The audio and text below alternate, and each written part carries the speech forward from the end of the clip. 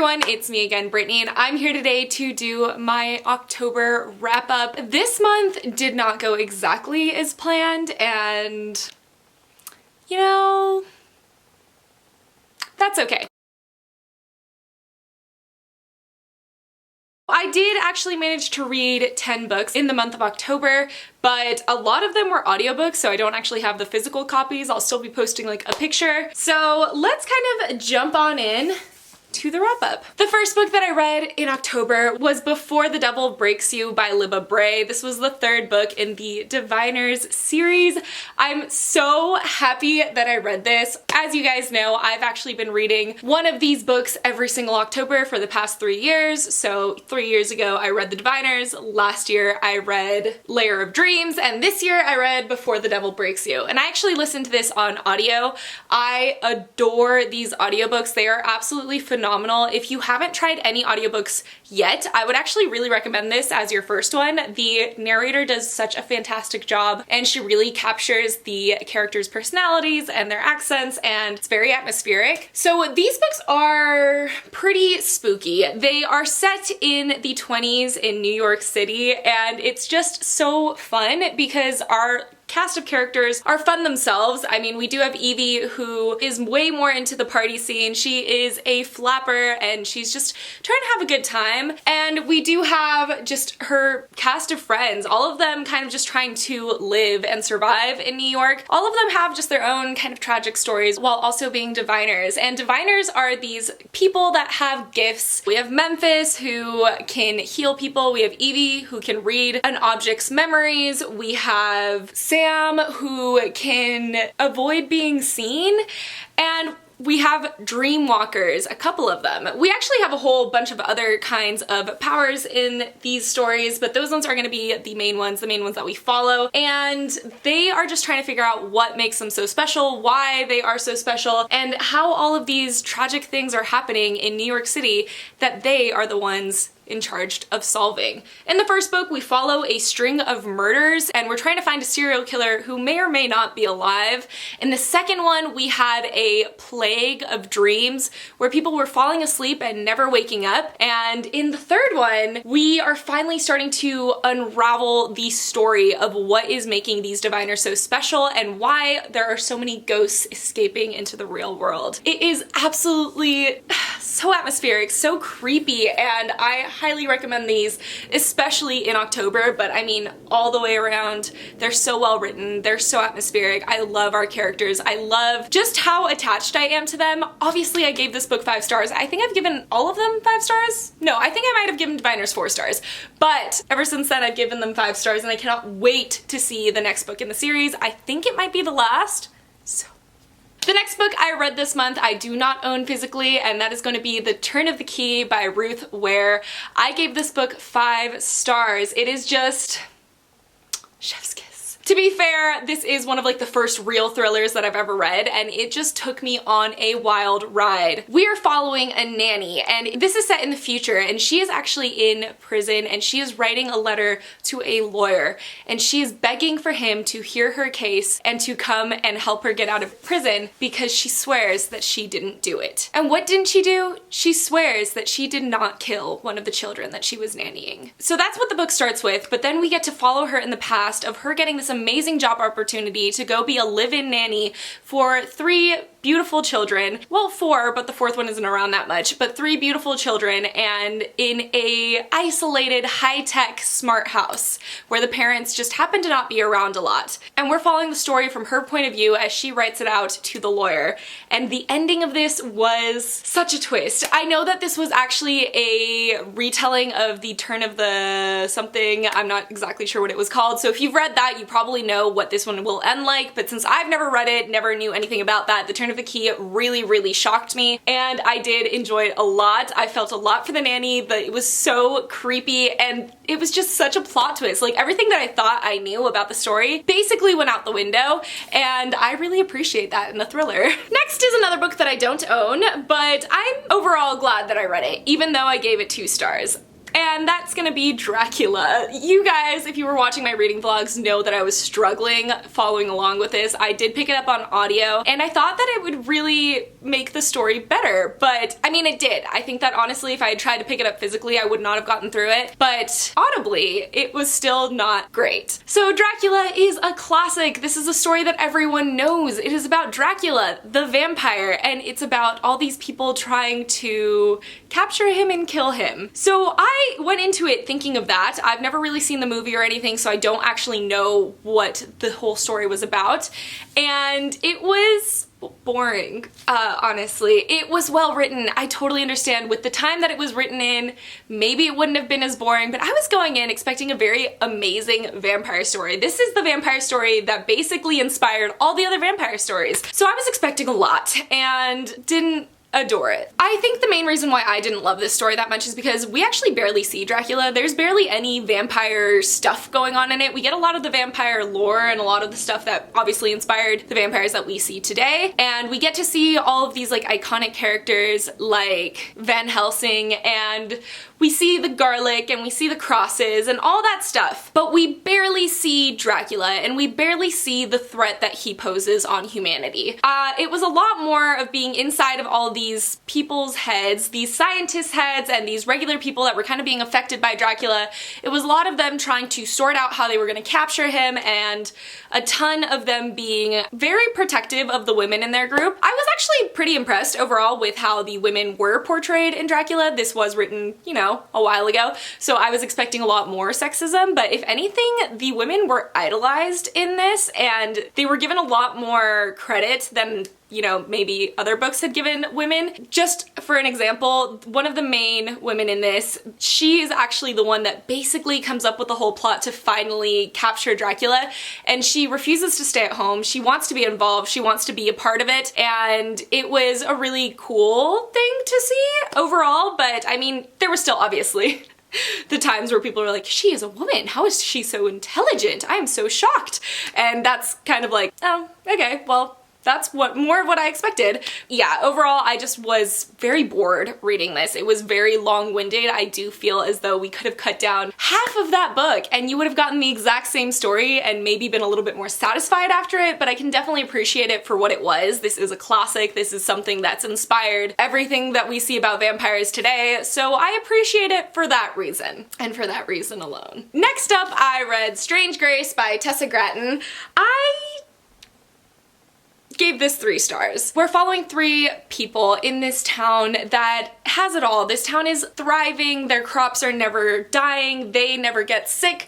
When they break their bones, they mend in a week. They are living their best lives because they have made a deal with the devil. Their deal is that when the slaughter moon rises every 7 years, they have to send their best boy into the forest to meet the devil and to likely never come back out. But this year, something has gone wrong because the slaughter moon has risen early. It has now only been 3 years since the last best boy went into the forest and came out, and now the slaughter moon has come back. So they are rushing through their rituals to discover who the best boy is, and the best boy is excited to get into the forest. Now that is only the beginning of the story, really. We are getting a lot more in depth with the devil and how this whole deal rose and how maybe they've been told lies their entire lives. And then we also get to see a relationship blossom between our 3 main characters, Merwin, Reen, and Arthur. Reen and Arthur are best friends, and they've been best friends even though Arthur has been just the most pessimistic person in all of their town.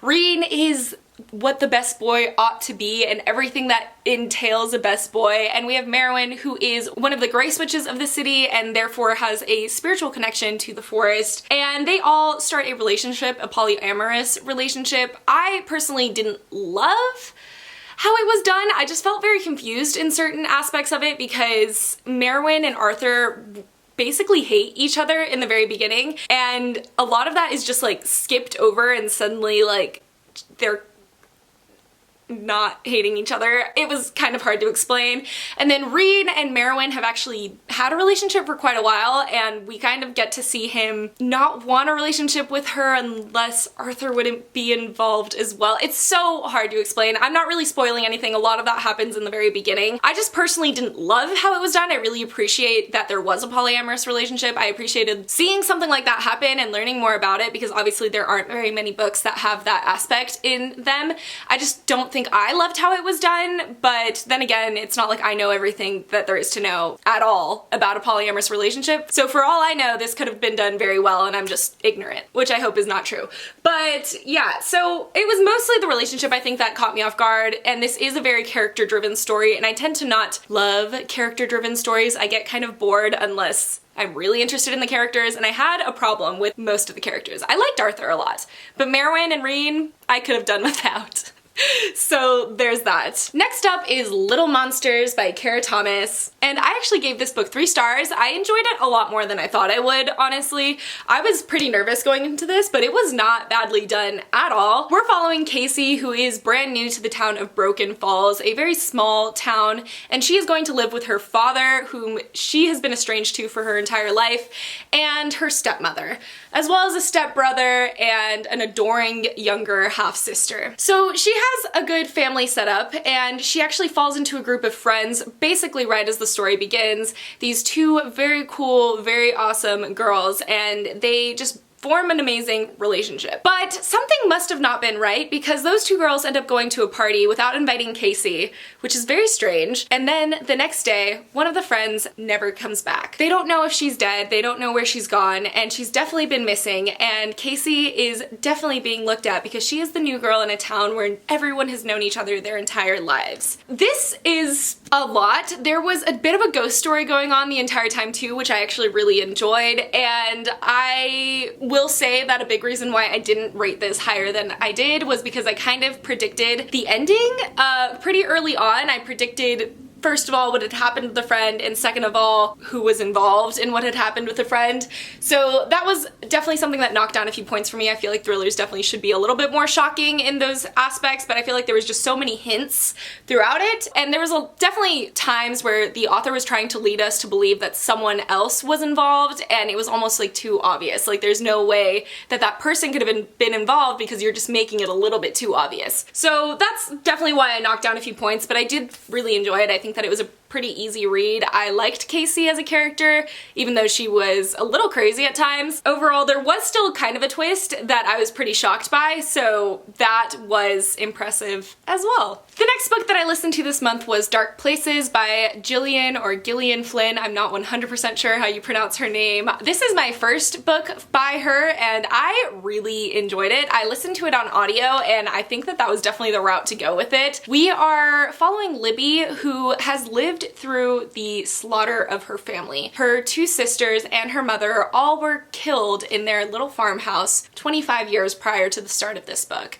and she was the sole survivor. Her brother went away for the murder of their family because he was the one that ultimately got blamed for it, and he has been just living in prison without any complaints. Libby has thought that this was in the past. She was ready to still be bitter about it and still hate her brother over all this when she gets a phone call from a man who wants him to come talk at his Kill Club. And the Kill Club is basically just a club that looks at all these infamous murders and tries to discover if the outcome of it was correct and if the right person went to prison. And she normally wouldn't accept such an offer, but she has been running out of money. The money that she has been living off of ever since her family died, and she needs some income. So she goes to talk to them, and she realizes that everything that she thought she knew is a fact, everything that she believed that she knew, that her brother had killed them, that she had testified for, might not have been true. So this one was crazy. There was an aspect of the murders that I kind of guessed at, and I'm really happy with the part that I did get right, but the rest of it I didn't see coming at all. There is just so many mysteries surrounded by the murders, and we just get to see Libby kind of finally crawl out of a hole. This happened when she was so young, and she has been living with a dark cloud over her shoulders. She has not wanted to live. She doesn't care about her life, and we get to kind of see her find herself again as she tries to discover what really happened on that night. So I enjoyed it for all of those reasons. I ended up giving it 4 stars. I feel like thrillers for me, after I listened to The Turn of the Key and loved it, I have a higher standard for what a thriller needs to deliver.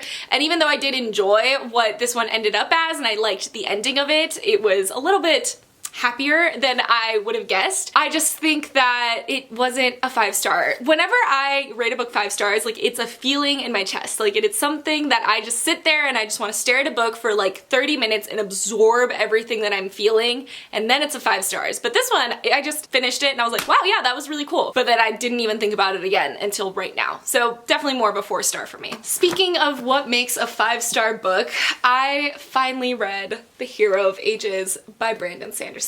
This is the last book in the Mistborn trilogy, and I loved it. I was very nervous about like this far away from the end because I had been really enjoying how it was going to end and I thought that was the end, and then I saw that I still had like 2 hours left to the audiobook and I was very confused, and I did not know how Brandon Sanderson was going to wrap everything up. I really felt as though there needed to be a whole other book for just the ending that was to come because it just felt so unraveled, but it just tied up so neatly. It was so well done. I love it. I loved it. It was just twisty and very different, and I adored it. This was actually so good. The Mistborn trilogy follows Vin, who is just a peasant girl who doesn't have any money, who has lived poor her entire life, and who one day discovers by complete accident that she's actually a Mistborn. In this world, there are Mistlings who have one single power by ingesting a metal, and then there are Mistborn who can have all of the allomantic powers by ingesting any of the metals. And Mistborns are extremely rare, so when Vin finds out that she's one and she is taken under Kelsier's wing and trained to be his protege, this story really just takes off. I mean, first and foremost, just the magic itself, allomantic powers by ingesting metals, is so fascinating. Like, I feel like there must have been so much thought put into that. Different metals control different kinds of powers and they all kind of pair up evenly, and we start to discover that maybe they didn't know all the metals that existed even though they thought they had, and it really is a story in the beginning of trying to overthrow the Lord Ruler, a ruler who has been reigning for over 1,000 years and who has left their world in a dark hole. And that's how the story starts, but it is just so crazy how it ends. It is so involved in theology and religion and the world and respecting the world and loving, I don't know, there's just, it's a lot. If you want a really great fantasy series, I highly recommend this. And the audiobooks were actually pretty good, so yeah. Next, I listened to You by Carolyn Kepnes, and I gave this 4 stars. This was a weird 4 stars for me though, because I actually didn't enjoy You that much. Let's tell you first what You is about if you haven't watched the Netflix series or read the book. You is about this guy who becomes absolutely obsessed with a girl that walks into his bookstore to buy a book, and he basically becomes a stalker and tries to get her to fall in love with him so that they can live their happily ever after lives. And being inside his head is just so creepy. This is told in second person, so he's constantly referring to her as you, and you did this, you did that, I'm just here to protect you, like, why are you doing this to yourself, things like that. And we get to see how messed up he is, because he is absolutely messed up in the head. His perspective on everything is completely twisted. Like, he is very narcissistic, and he believes that everything that is happening, everything that he's being forced to do, isn't really his fault, and it's the fault of the people around them, because obviously they knew that if they had done this certain action, that he would react in this certain way. So what really is wrong with him? Nothing. He's just doing what you expected him to. So it's just messed up, and the reason that I didn't love this book is I just felt like half the stuff he gets away with, he should not have gotten away with. And it's very frustrating to be in his perspective. And I know that that's really what Carolyn Kepnes was going for. Like, this is really what it must be like to be inside someone's head like that. And I hated it. It was just so messed up. Like, his perspective is so twisted and he is so hypocritical and he lies for no reason a lot of the times. Like, there's so many times where he could have just said the truth and no one would have thought of it, but because he's done so many bad things, he's worried about saying the truth because then that stuff would have unraveled, and that was really frustrating to watch as well. But it was very, very frustrating to watch him I ended up noticing that this was a bit of a spoiler, so I muted it. Enjoy. So that's kind of why I didn't want to give it a 4 stars, but at the end of the day, I gave it that because I realized that it was well done. Like, that probably really was accurate, and I don't know, I just didn't love it. But also, it was mostly because I just didn't like being in his head. It wasn't because the story wasn't good. The story was really good. I just hated being in his head. Next, I read The Beautiful by Renee Audier. I worked on this for most of October, and I really liked it when I first started it, and then I kind of lost traction at about the 100-page mark, and I ended up picking it up on audiobook for the rest of the book, and I ultimately gave this a 3 stars. I really liked the concept of it. We are in 1872 New Orleans, and we are following Celine, who is running away from her past in Paris. She has a secret, and she is trying desperately not to get caught for it. And she ends up in New Orleans, where she gets caught in even more mischievous things than she would have if she just stayed in Paris, you know? This book deals a lot with a vampire who we get to kind of see in certain parts of the book, and I don't really think that's a spoiler. I just think that the ending of this was why I gave it a 3 stars. I loved Celine's friends. I liked seeing her interact with these people. I was very, very interested in this thing called like the Lions Club, I believe. Le Coeur des Lions. That's French. Le Coeur des Lions. They are very fascinating. They all kind of have these tricky powers of sorts, and we get to see kind of that unravel and see like them be like magicians of sorts, but we're really not sure who the vampire is in the story, and the grand reveal at the end was pretty shocking overall, but there was just an aspect of it that I was really not fond of, and I'm not really interested. I think there's gonna be a second book, and I'm not interested at all in picking it up. I did find Celine's character pretty unlikable at times. I just think that she was being difficult for no reason, and that's always very frustrating. I don't know. I liked the atmosphere of this story though quite a bit, and it's not like I hated this book. It was definitely just average for me, and the vampire aspect of it was kind of what I enjoyed the least, which is what I was most excited for going into this, so maybe that's why I gave it a little bit lower of a rating. And the last book that I read for the month of October is The Near Witch by Victoria Schwab, by V.E. Schwab. This is a book that Victoria Schwab actually published a long time ago that went out of print and then got republished like this, and I really enjoyed it. I was kind of nervous going into it. I thought that I wouldn't like it as much as her newer stuff. I thought that maybe her writing would be a little bit less sophisticated, and I was definitely proven wrong. I enjoyed this quite a bit. I gave it 4 stars, in fact, and I just thought it was a very atmospheric story, and I think that it had a really good pace. It was fast moving. We're following this town of Near, and in Near there is a story of the Near Witch, who is a witch that lived a long time ago who would kill children. And Near lives with the fear of this story but doesn't exactly believe it. But when a stranger appears on a gloomy night, because strangers never appear in the town of Near, and then children start mysteriously disappearing, they are starting to see that maybe the story was true, or maybe it's just this stranger that has appeared in their town. And we follow Lexi as she tries to unravel the truth of what's really happening to the children and who this stranger really is.